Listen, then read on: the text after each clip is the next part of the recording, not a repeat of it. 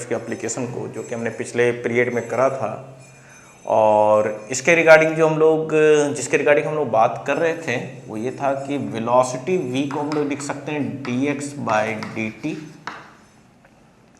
और एक्सेलरेशन को आप लिख सकते हैं dv/dt या फिर v dv/dx, आप ये लिख सकते हैं। तो इसी के रिलेटेड हमने कई सारे एप्लीकेशंस करा था, और इस एप्लीकेशन को फिर से हम लोग कंटिन्यू करते हैं। और एक और प्रॉब्लम है इसके अंदर जो कि डिस्कस हो रहा था कि class discussion problem, page number 3 में प्रॉब्लम नंबर 4 पे ध्यान देंगे आप लोग। पेज नंबर 3 का प्रॉब्लम नंबर 4 पे ध्यान देंगे और आप लोग इस प्रॉब्लम को पढ़ें। A particle is moving along the straight path such that acceleration a equal to minus alpha B.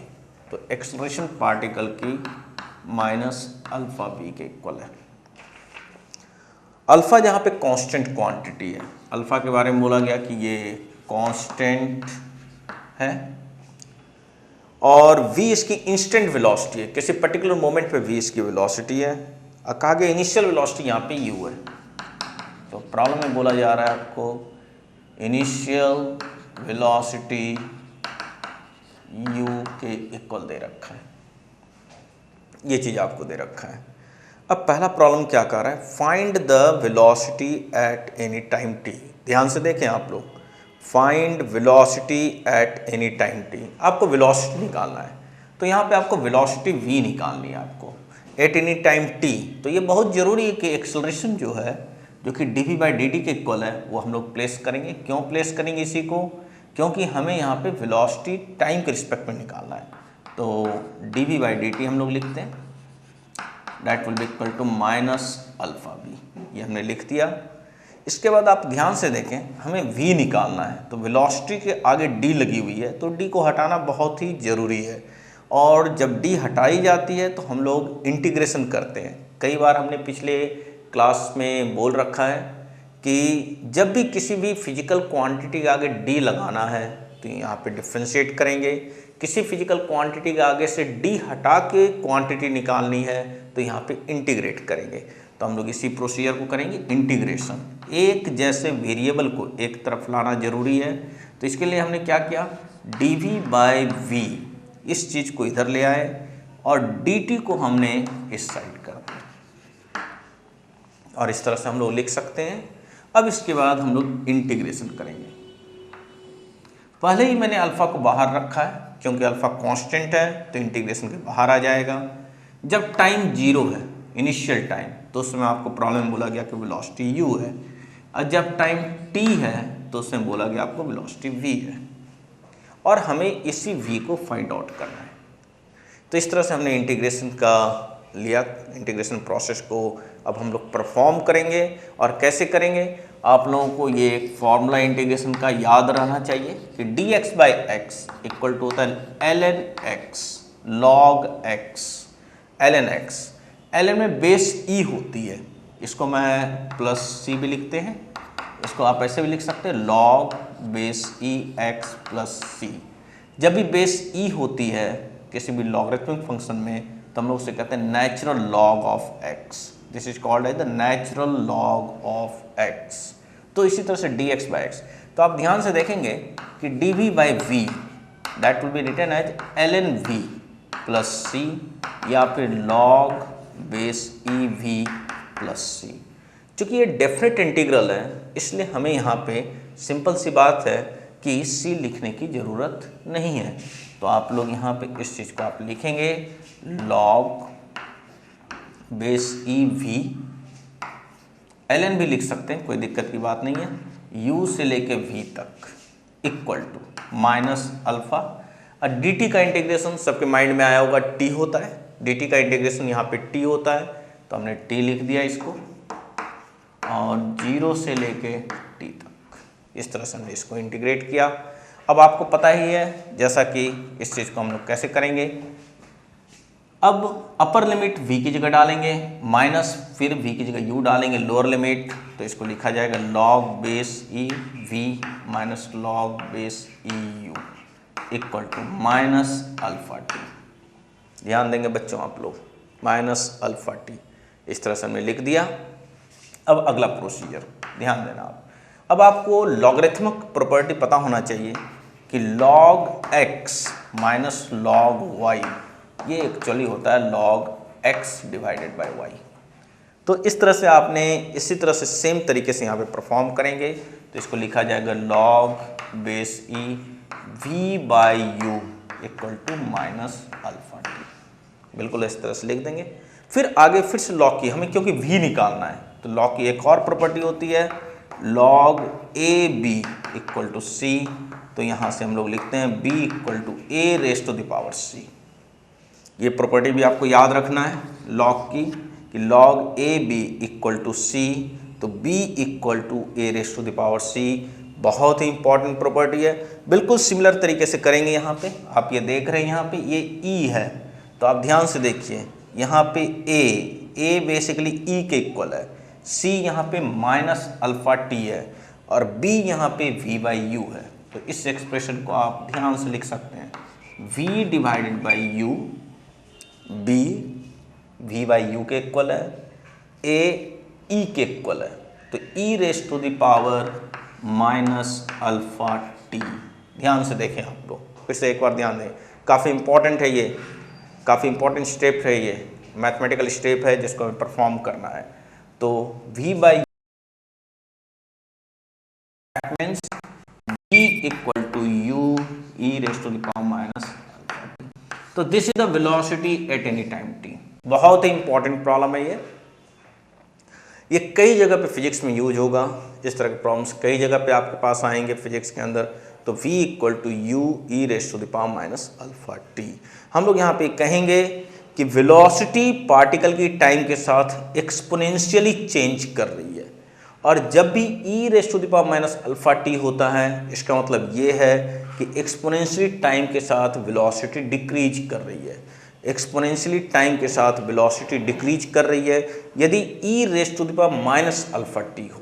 ध्यान से देखना फिर से बच्चों, ये एक एक्सपोनेंशियल फंक्शन इसको कहते हैं मैथमेटिक्स के अकॉर्डिंग और वेलोसिटी टाइम के साथ एक्सपोनेंशियली डिक्रीज कर रही है। तो इस तरह से हमने इस प्रॉब्लम में velocity of the particle at any time निकाला। Velocity of the particle at any time t हमने निकाला यहाँ पे। तो ध्यान से देखना बच्चों, फिर से एक बार इस स्टेप को देखें, बहुत ही इंपॉर्टेंट प्रॉब्लम है। कई दफ़े ऐसे प्रॉब्लम्स आप देखेंगे फिजिक्स के अंदर और साथ में ये काफ़ी दफ़े एंट्रेंस में भी ये क्वेश्चन आया हुआ है कि dv by d t equal to minus alpha v. dv by v हमने किया, एक जैसे वेरिएबल को एक तरफ ले गए और यहाँ पे हमने इंटीग्रेशन परफॉर्म किया।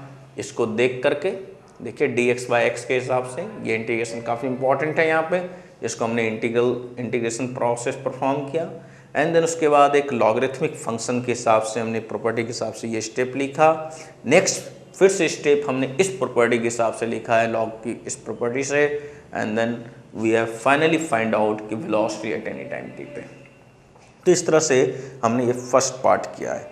अब ध्यान देना बच्चों, सेकंड पार्ट ध्यान से सुनिए। Velocity after covering the distance x, velocity after covering the distance x। अब हमें वेलोसिटी निकालनी है पार्टिकल की डिस्टेंस x कवर करने के बाद, अब हमें ये निकालना है। तो आप लोग ध्यान से देख लें पहले इस फर्स्ट पार्ट को।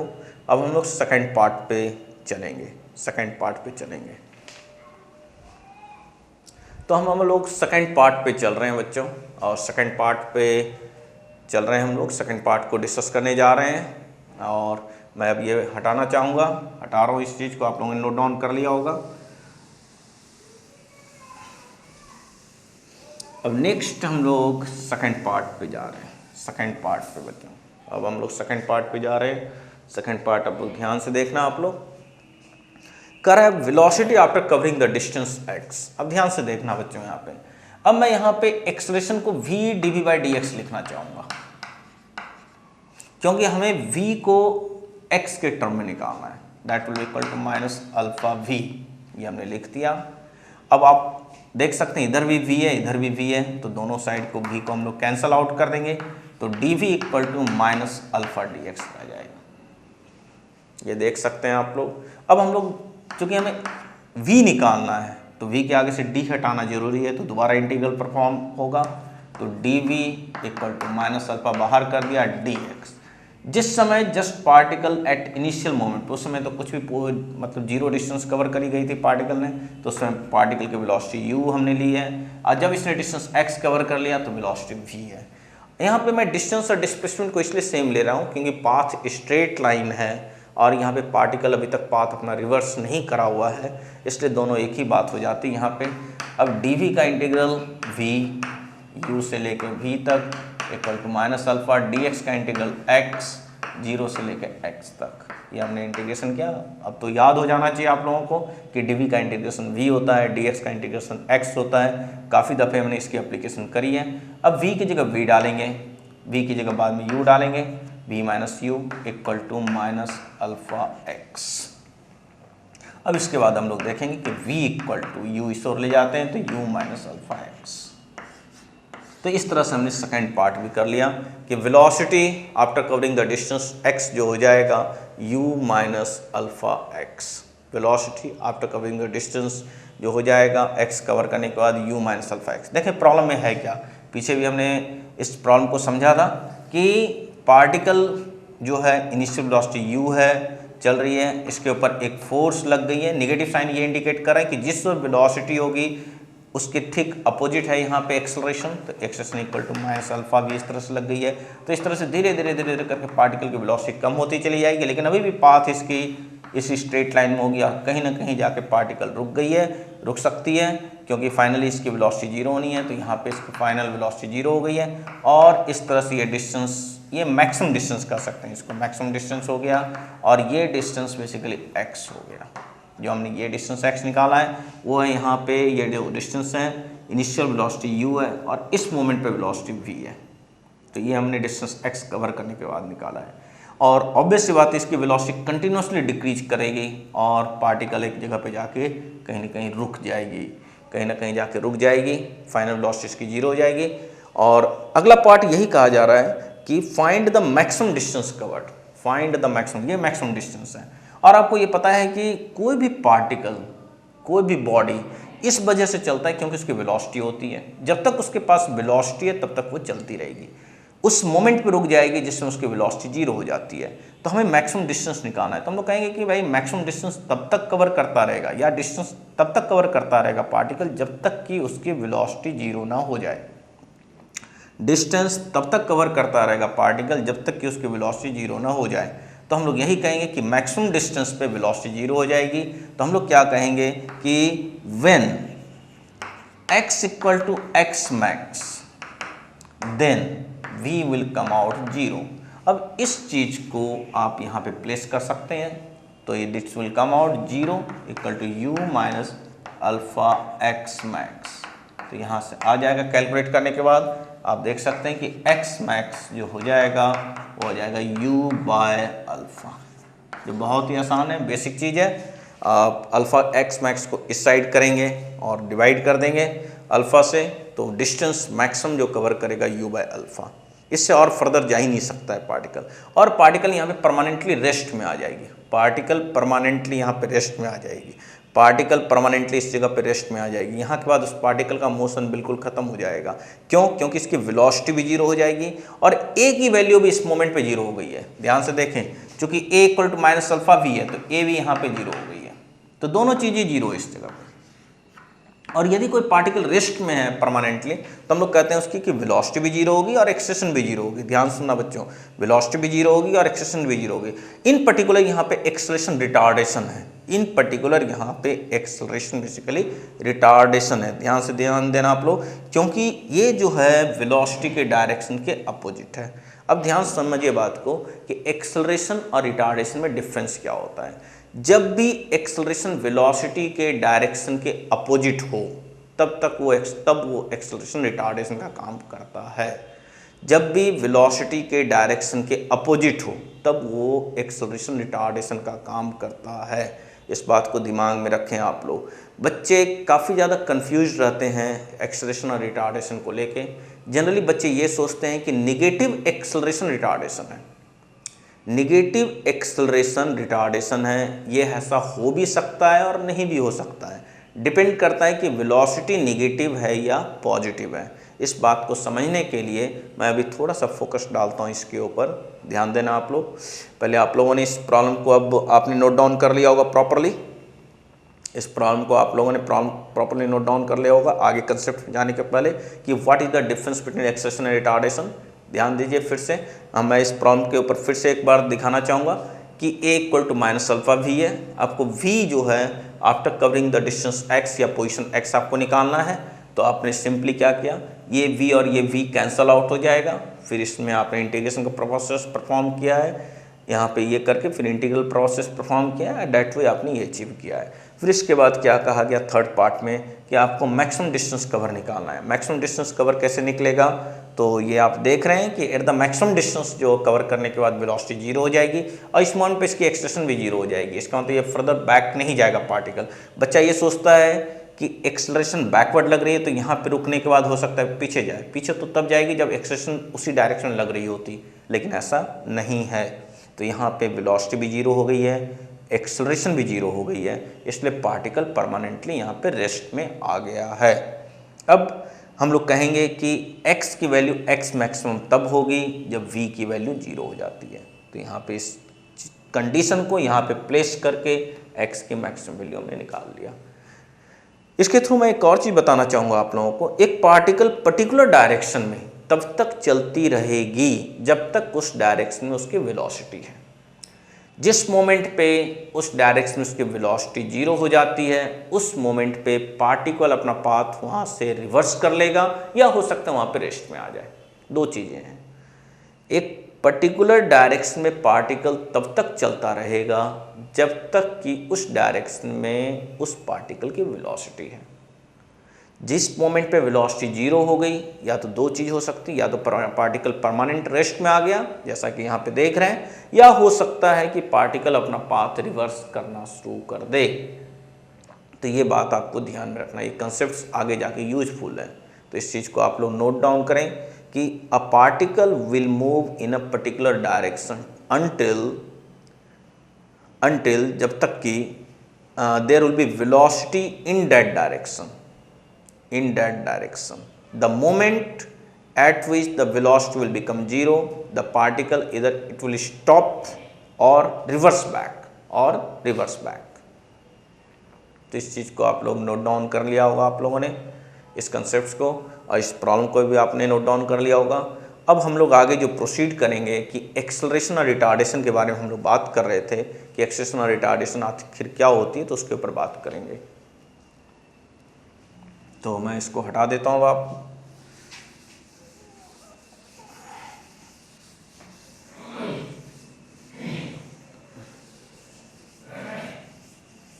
अब हम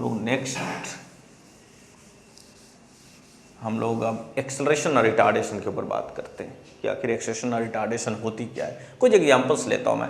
सपोज एक पार्टिकल, इसकी बोली गई कि वेलोसिटी वही +5 मीटर पर सेकेंड और a की value +2 metre per second square.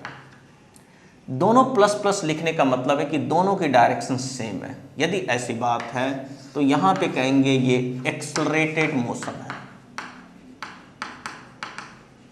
क्योंकि दोनों की डायरेक्शन सेम है। सपोज वेलोसिटी आ जाए -5 मीटर पर सेकेंड और एक्सेलरेशन हो गई +2 मीटर पर सेकेंड स्क्वायर। इसका मतलब क्या है? इसका मतलब ये है कि यदि एक्सेलरेशन इस डायरेक्शन में होगी तो वेलोसिटी डेफिनेटली इसकी अपोजिट। ये सिचुएशन है पार्टिकल की। तो इससे आप लोग क्या समझेंगे? इससे कि वही कि पार्टिकल की वेलोसिटी अब घट रही है। पार्टिकल जा तो रहा है इस डायरेक्शन में, लेकिन धीरे धीरे इसकी वेलोसिटी कम होती चली जाएगी। और acceleration 2 metre per second square इस डायरेक्शन में, तो पार्टिकल का पाथ कैसा होगा? ऐसे जा करके कहीं ना कहीं रुकेगा, फिर रिवर्स बैक कर सकता है पार्टिकल यहाँ पे। और इस केस में क्या होगा? पहले वाले केस में ये कंटिन्यूअसली इसी डायरेक्शन चलता रहेगा पार्टिकल, कंटिन्यूअसली इसी डायरेक्शन में चलता रहेगा पार्टिकल, कंटिन्यूअसली इसी डायरेक्शन में चलता रहेगा। लेकिन यहाँ पे क्या होगा? पार्टिकल इस ओर गई और फिर उसी पाथ के अलॉन्ग रिवर्स बैक करना शुरू कर देगी। ध्यान से देखिए, क्योंकि एक्सेलरेशन हमेशा प्रेजेंट है +2 मीटर पर सेकेंड स्क्वायर। तो इस मोमेंट पे वेलोसिटी इस पार्टिकल की 0 हो गई है।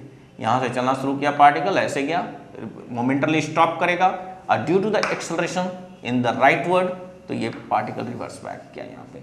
अभी कुछ देर पहले हमने यही बात करी थी कि एक पार्टिकल एक पर्टिकुलर डायरेक्शन में तब तक चलता रहेगा जब तक उस डायरेक्शन की वेलोसिटी है। जिस मोमेंट में वेलोसिटी जीरो हो गई, या तो पार्टिकल परमानेंटली वहाँ पे रेस्ट में आ जाएगा या रिवर्स बैक करेगा।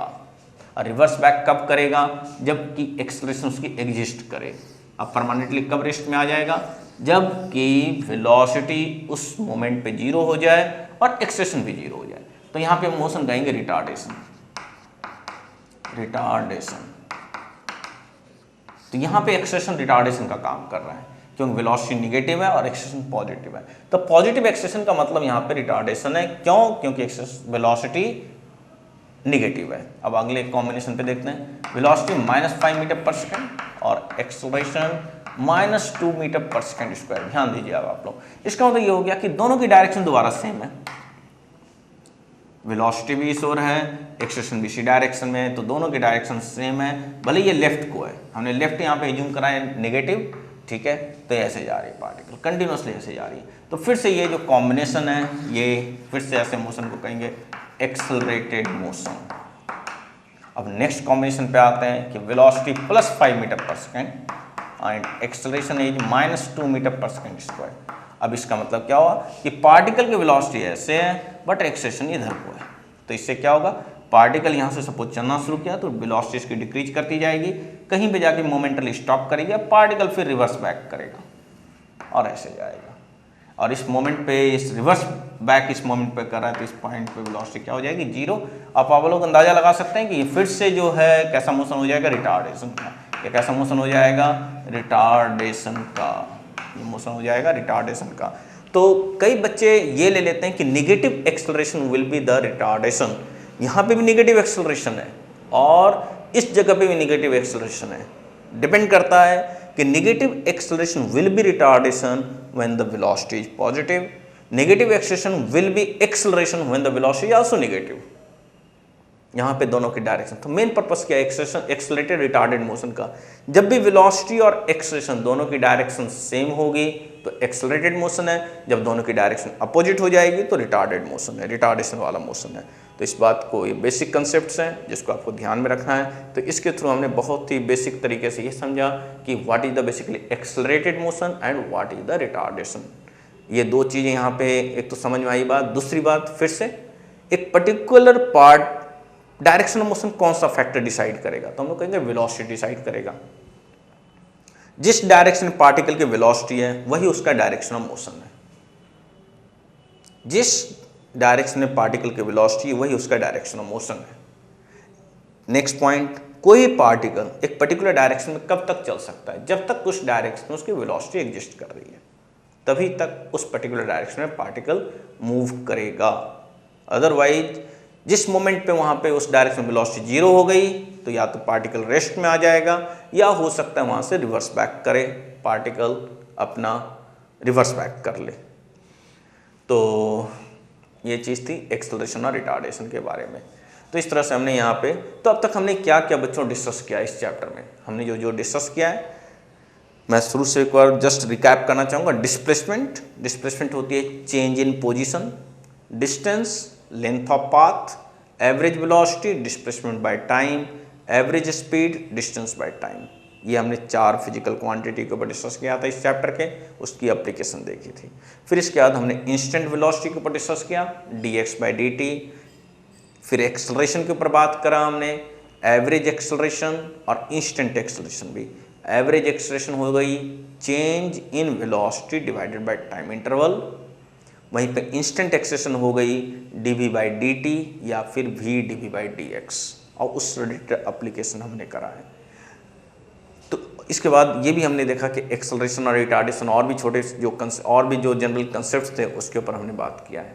अब हम लोग आगे बात करने जा रहे हैं कि यदि पार्टिकल की मोशन स्ट्रेट लाइन में ही हो रही है, बट स्ट्रेट लाइन मोशन हो रही है लेकिन कांस्टेंट एक्सेलरेशन है। अब तक जितने ही प्रॉब्लम ने मोस्टली करा था सब में एक्सेलरेशन वेरिएबल था। जितने ही प्रॉब्लम्स हमने अभी तक करा है उस सब में एक्सेलरेशन वेरिएबल था। अब नेक्स्ट जो हम लोग डिस्कस करने जा रहे हैं उसमें ये है कि straight line motion with constant acceleration, straight line motion with constant acceleration, इसके ऊपर बात करने जा रहे हैं। तो हम लोग स्पेसिफिकली कांस्टेंट एक्सेलरेशन वाले मोशन के ऊपर बात करने जा रहे हैं। वहीं पे एक बीच में एक टॉपिक आपका है ग्राफिकल रिप्रेजेंटेशन भी, लेकिन अभी हम लोग ग्राफिकल रिप्रेजेंटेशन के ऊपर बात नहीं करेंगे। पहले हम लोग बात करेंगे motion of the particle along the straight line with constant acceleration. तो अब नेक्स्ट टॉपिक के ऊपर हम लोग बात करेंगे motion of the particle along the straight line with constant acceleration. तो ये टॉपिक के ऊपर बात करेंगे बच्चों। तो हम लोग इसी के ऊपर बात करने जा रहे हैं। आप लोगों ने ये लिख लिया होगा अब तक।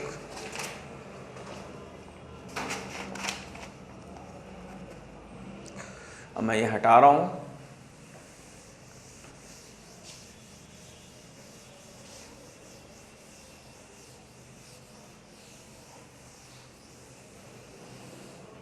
अब हम लोग नेक्स्ट जो टॉपिक के ऊपर डिस्कस करने जा रहे हैं वो टॉपिक है आपका straight line motion with constant acceleration. इसके ऊपर बात करने जा रहे हैं। तो सपोज एक पार्टिकल है जो चलना शुरू किया है, जिसकी इनिशियल वेलोसिटी u है। इनिशियल वेलोसिटी u तो t इक्वल टू 0 हो सकती है। तो t इक्वल टू 0 पे हम लोग कहते हैं कि वेलोसिटी u है। इसी को हम लोग बोल सकते हैं इनिशियल वेलोसिटी। ये हमने कह दिया। और एक्सेलरेशन इस डायरेक्शन में हमने ले लिया है, ठीक है। और ये एक्सेलरेशन कांस्टेंट है। एक्सेलरेशन इक्वल टू a जो कि कांस्टेंट है। हम लोग इसके ऊपर बात करने जा रहे हैं। अब ध्यान देना बच्चों। तो हम लोग सबसे पहले कुछ बेसिक फॉर्मूले हैं जो डिराइव करा जाएगा, क्योंकि इसका काफ़ी ज़्यादा एप्लीकेशन होगा। तो हम लोग चाहते हैं पहला कि velocity at any time t कहाँ पे क्या होगा, एट एनी टाइम t, इसके ऊपर निकालना चाह रहे हैं। तो बहुत आसान है। एक्सेलरेशन इक्वल टू होती है dv/dt और इसकी वैल्यू प्रॉब्लम में दे रखी है a के इक्वल, तो dv इक्वल टू लिखेंगे a dt और हम लोग यहाँ पे इंटीग्रेट कर देंगे t इक्वल टू 0 से लेके, जब t इक्वल टू 0 है तो वेलोसिटी u है, जब टाइम t है तो वेलोसिटी v है। अब ध्यान देना आप लोग, ये एक कांस्टेंट है प्रॉब्लम में, ये हमने दे रखा है यहाँ पे। हो सकता है ये वेरिएबल भी हो। यदि a वेरिएबल हुआ, एक्सेशन वेरिएबल हुई, टाइम के साथ चेंज करा या पोजीशन के साथ, तो ये इंटीग्रेशन के अंदर रहेगा। लेकिन चूंकि प्रॉब्लम में एक कांस्टेंट है तो it will come out from the integration. तो इस चीज को हम लोग लिख सकते हैं dv का इंटीग्रेशन v, और यहाँ पे मैं पहले इधर स्टेप को देखेंगे a dt 0 से लेके t तक, dv u से लेके v तक। अब तो आप लोगों को dx का इंटीग्रेशन x रट गया होगा, a dt का इंटीग्रेशन t 0 से लेके t तक। अब लिखेंगे हम लोग v की जगह v माइनस v की जगह u equal to a t। अब यहाँ से लिखा जाएगा v equal to u plus a t, v equal to u plus a t। तो ये काफ़ी इंपॉर्टेंट फॉर्मूला है जिसके ऊपर डिस्कशन होगी।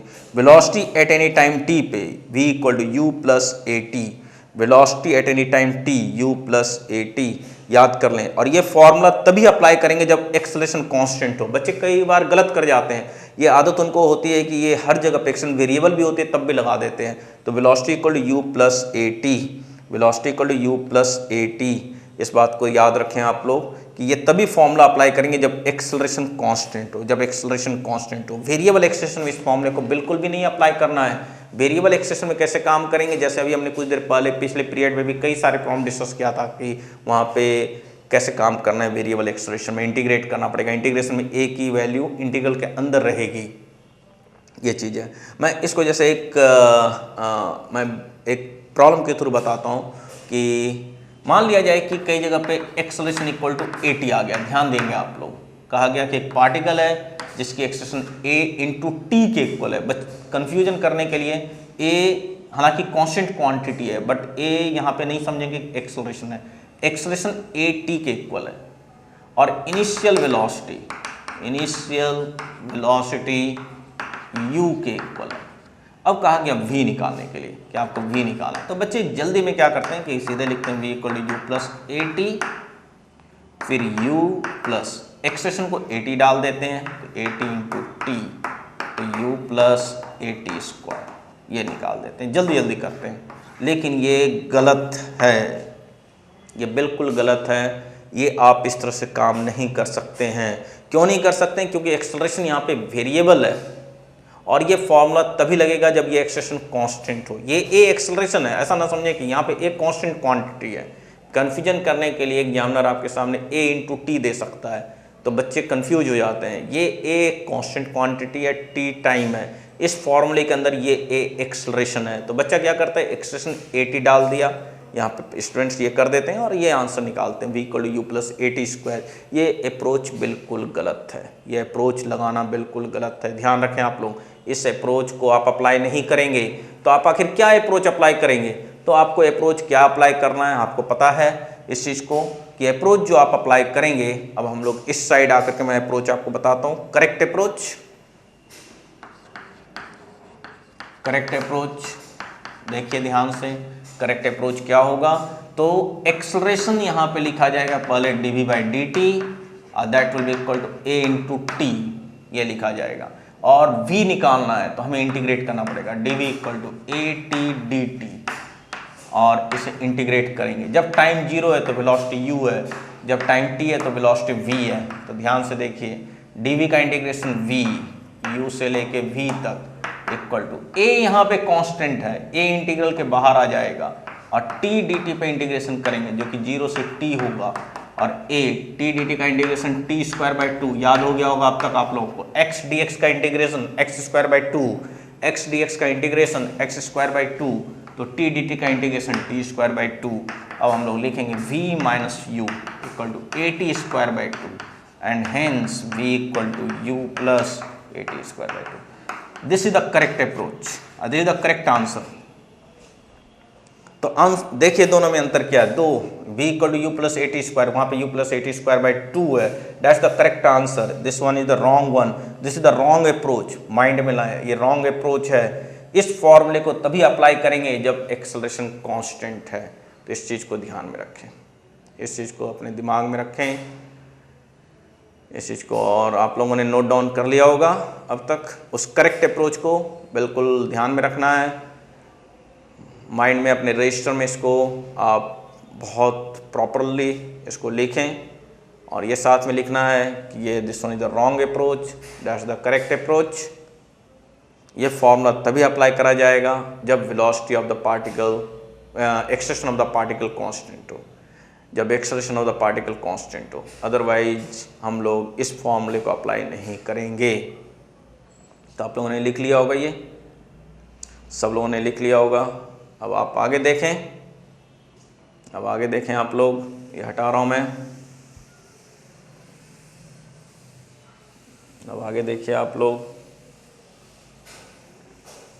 तो इस तरह से हमने ये पहला फॉर्मूला डिराइव किया कांस्टेंट एक्सेलरेशन के लिए, और कांस्टेंट एक्सेलरेशन के लिए पहला फॉर्मूला जो v equal to u plus a t का है, तो ये मैं हटा रहा हूँ।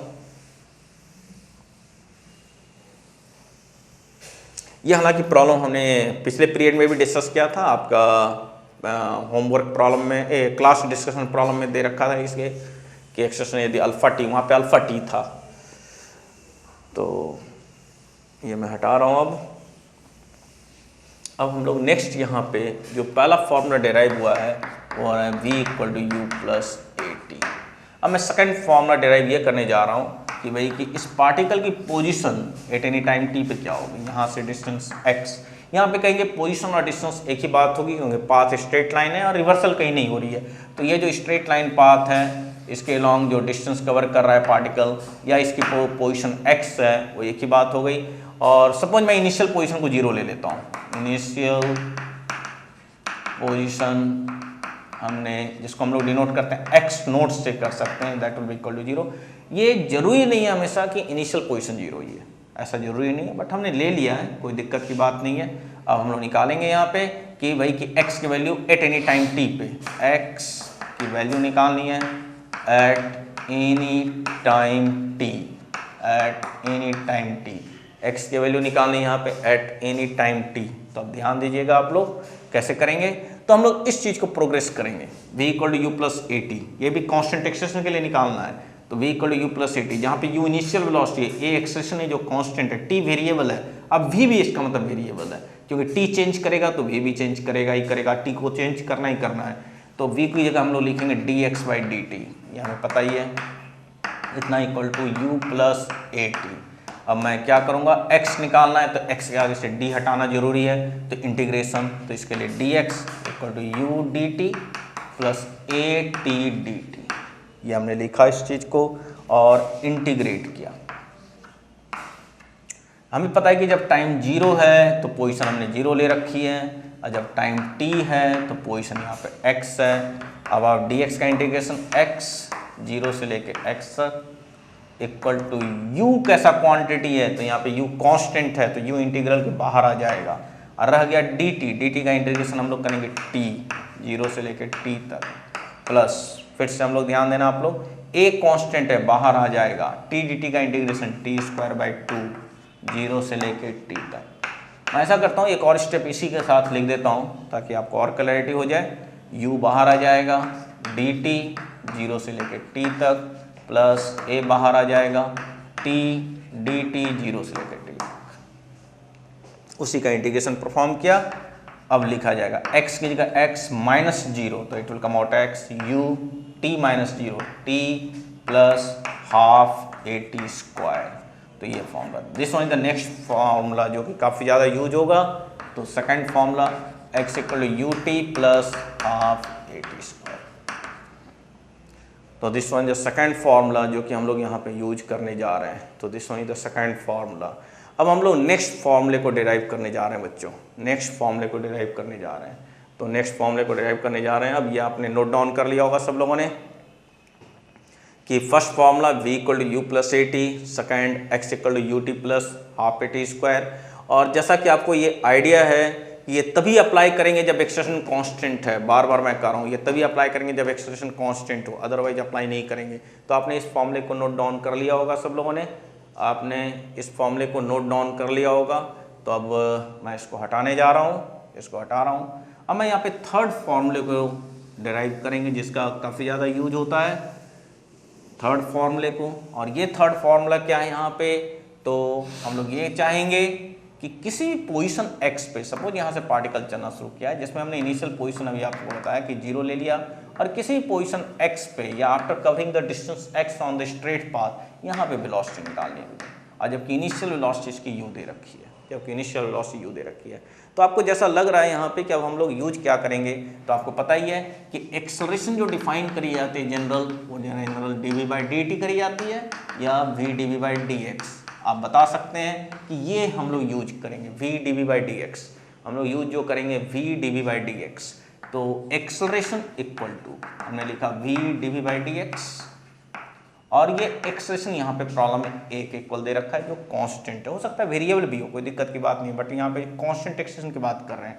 अब एक जैसे वेरिएबल को एक तरफ करा और इंटीग्रेट करना पड़ेगा। क्यों इंटीग्रेट करना पड़ेगा, हमें v चाहिए, तो v के आगे से d हटाना बहुत जरूरी है। अब इसको इंटीग्रेट कर दिया हमने। जब पोजीशन 0 है तो वेलोसिटी u के इक्वल है, जब पोजीशन x है तो वेलोसिटी v के इक्वल है। अब बताइए v dv का integration v square by 2, v dv का integration v square by 2, x dx का integration x square by 2 plus c होता है।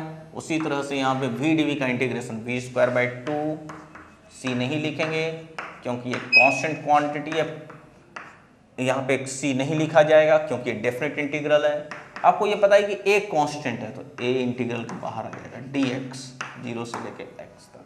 अब a dx का इंटीग्रेशन x 0 से लेके x तक, 0 से लेके x तक। अब हम लोग यहाँ पे प्लेस करेंगे, v की जगह v square by 2 minus u square by 2। ध्यान दीजिए आप लोग, v की जगह v डाला माइनस फिर v की जगह u डाला, u square by 2 equal to a x। Simplify करेंगे इसे तो लिखेंगे v square minus u square by 2 equal to a x. तो इससे ये आएगा आपका v square minus u square equal to 2ax। ये देख सकते हैं। फिर यू स्क्वायर को उस साइड ले जाएंगे तो हमारे पास जो फॉर्मूला बन जाएगा v square equal to u square plus 2ax। तो थर्ड फॉर्मूला जो आ जाएगा v square equal to u square plus 2ax। तो इस तरह से ये तीन काफ़ी इंपॉर्टेंट 3 काफ़ी इंपॉर्टेंट फॉर्मूला, ध्यान दीजिए वहाँ पे पूरे सारे स्टेप को ध्यान से देखें। V square minus u square equal to 2x है, लास्ट में हमने लिखा हुआ है। यू स्क्वायर को आप राइट हैंड साइड में ले जाएंगे तो v square equal to u square plus 2x हो जाएगा। और इस तरह से ये 3 काफ़ी इंपॉर्टेंट फार्मूला जिसकी एप्लीकेशन काफ़ी ज़्यादा ज़रूरी है, जिसकी एप्लीकेशन काफ़ी ज़्यादा ज़रूरी है। तो इसकी एप्लीकेशन के ऊपर बात करेंगे कुछ देर में या फिर नेक्स्ट पीरियड में, लेकिन हम लोग अभी इन 3 फॉर्मूले के ऊपर ध्यान से देखें। राइट बच्चों, 3 फॉर्मूले याद हो जाना चाहिए बिल्कुल आप लोगों को, ठीक है।